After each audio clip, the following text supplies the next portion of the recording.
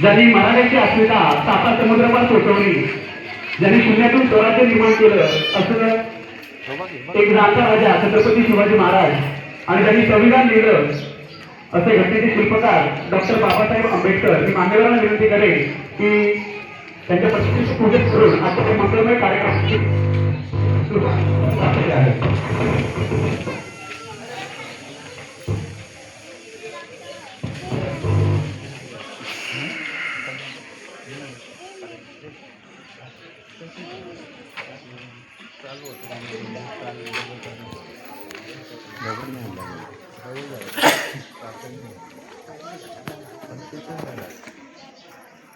मस्त